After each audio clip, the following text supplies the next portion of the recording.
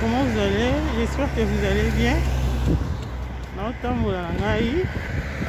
Moi, naobeta mo papa. Pour la santé.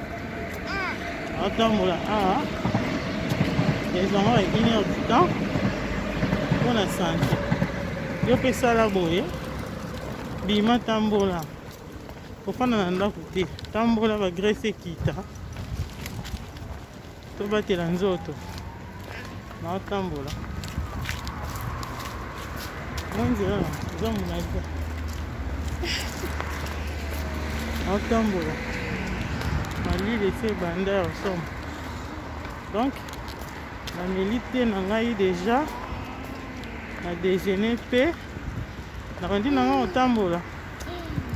Naotambola petit tant na zonga na ndako. Nalie fufu na ngai na vandi mukie. Allez, na salle mo ba physique na ndako soit na bimiso na tambo mo 30 minutes après 6 mois tant olala na melite nanga. Merci na bino so bengaki ba ope bo luka igen wana en tout cas merci. C'est pour vous en souci vraiment pour garder une autre vie en bonne santé. Merci de m'abonner à Bisso.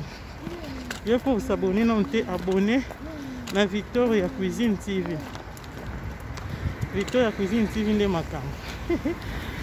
Donc c'est ça.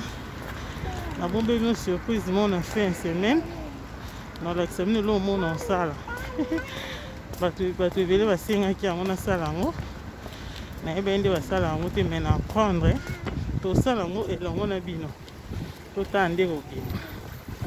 Voilà nalingi bino mingi asko na okende ntina collège ya bana nakende ozwa bango parke na bango basakana eza na ngambu wana eza moto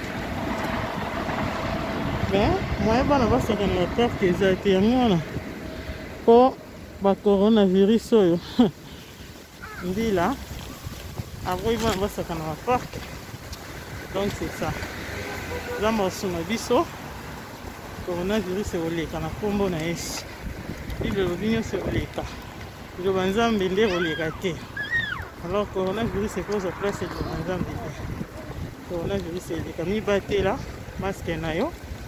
Tambola na masque. Gardez distance. Il y a 1 mètre. C'est que vous en avez bateau. Pour votre santé, j'ai noyé des désinfectants, ils ont toujours dans sac pour désinfecter ma boue. Voilà. C'est permis. On continue marche là. On tambour là. Comme il y a ma casse. Pour là taper la tenue il y a physique mais pour autre chose jaquette licolo pour ma lilio. Ma lilio. Déjà forme. Donc na collège bana na bana. Alors tout le monde ciao bye bye. Merci bien.